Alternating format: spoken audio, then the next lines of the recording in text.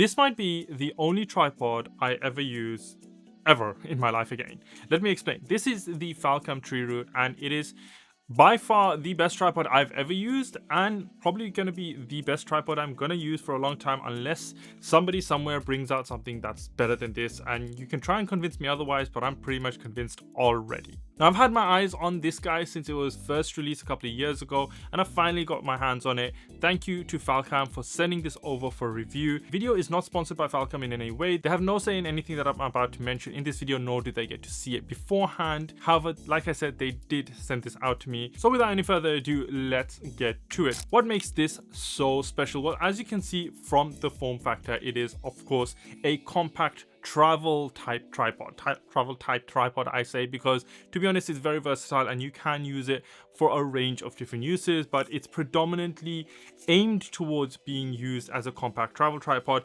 Now, it rivals tripods like the very popular Peak Design tripod. However, I think this has the edge over that in a couple of ways. Now, of course, it is slightly longer than the Peak Design tripod when it is closed down like this. I don't have a Peak Design tripod. I've never had the Peak Design travel tripod, but I do know that compared to that one, this one is a little bit taller. However, it doesn't really impact the usability of that because it's still super compact when you fold it in like this, and it still has that center column in the middle when you fold it out. However, you still have super strong build material from this because it is M40 military grade carbon fiber, but which makes it super sturdy, super strong. You know, really, I've tried to balance myself on this and, you know, jump on it, and it hasn't even bent a bit. So, and I'm quite heavy right now. So yeah, definitely a sturdy, reliable tripod.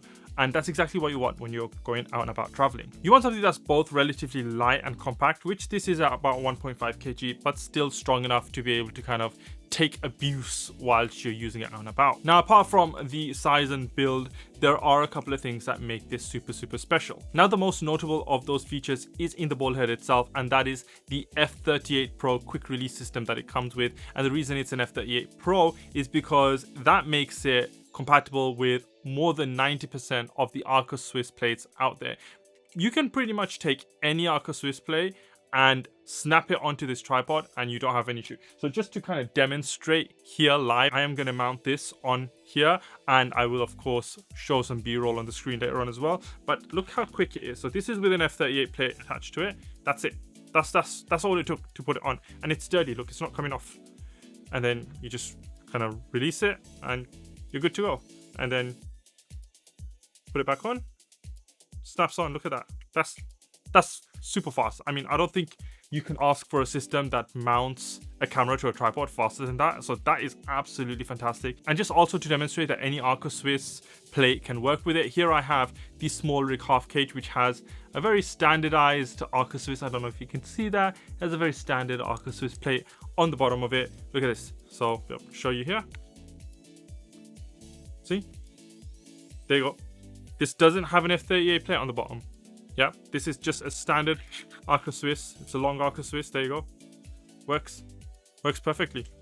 There's no problems with it. It fits on, sturdy, and that's magic. So you don't even have to own or be part of the F38 ecosystem to be able to use this tripod. And that is probably the best feature of this, and one of the biggest reasons I use it, because I have a full F38 system, so it makes sense for me. But even if I have cameras or a cage on it which doesn't feature an F38, then I can still mount it on that. So that's great. And the ball head itself is really great. It's articulating. It's got a couple of cool features of itself, that you have this tension toggle, tension dial to dial in how much tension you're putting in to the ball head when it's open. So right now, if I show you, so right now I've got the tension to the max, and really it takes quite a lot of effort to kind of move that around. But then if I lock that back in and then dial the tension, say all the way down, then look at that. That just flings around like anything. And then I can redo the tension all the way to the max. And then again, it takes quite a lot. So it gives you precise control over that ball head. The ball head can obviously go from horizontal to vertical, and so you can kind of articulate it however you want. You can control it however you want. It swivels, so you're able to kind of rotate it however you want. It just makes it very usable, and of course you can. And then you've got other features like this quick release system here, which takes the top off that quite easily. So you can actually use this as like a vlogging handle if you want, like vlogging handle. But the main purpose of that is that this middle section kind of comes off, and you can reverse the camera to go into kind of a low slung mode. And of course, one of the other biggest, probably the second biggest, or if not, tied first biggest feature is the quick lock legs that it has. So generally with most tripods, you have to kind of twist it, especially with these twisted ones. You have to twist it quite a lot, and it takes a bit of time, and then you release them, and they're putting it back, you have to twist it back, and it's a whole thing, it's a whole hassle. But with this guy, look at this. That's a third turn, right? Comes out, puts in. If I release it, I don't want to make a lot of noise right now, but it will just kind of fly out, and you'll see on the B-roll, like it is a third turn. It's that fast. Look, deploying it, done. It's really, really quick to deploy this thing and all of its legs. And then the legs themselves have this rubbery part at the bottom, which obviously is great for most surfaces. But then if you just kind of pry this off, which I think you gotta put a little bit of force into doing it, there you go. It has a spiky bottom on the leg as well, and that means that you can kind of put it into dirt or mud or grass or whatever it is, and it keeps the tripod nice and sturdy. So it's versatile, which is something you definitely want from a tripod like this. I'm trying to put this back on. It's versatile, which is, like I said, definitely something you want, depending on where you're traveling, what you're going to be doing with it, and it just means that you can use this on multiple different types of surfaces and not worry about stability and things like that. And of course, you can kind of push the legs out quite far up, so that you can go into kind of really low modes and things like that by taking the center column out. All of the big things that you would want from a tripod, this has. Now, what are my thoughts after using this guy for a couple of weeks now, good couple of weeks now? Well, I think it's fantastic. This is my main tripod now. Like right until now, I've been using a relatively cheaper version of this tripod. I wouldn't say version, but I've been using the Ulanzi Umbra tripods. So I have the Umbra one, and what I'm shooting on right now, what my camera is based off of right now, is the Umbra 2 tripod. They're great tripods. They're relatively cheap budget tripods that I got off of AliExpress for like £45, £40 each.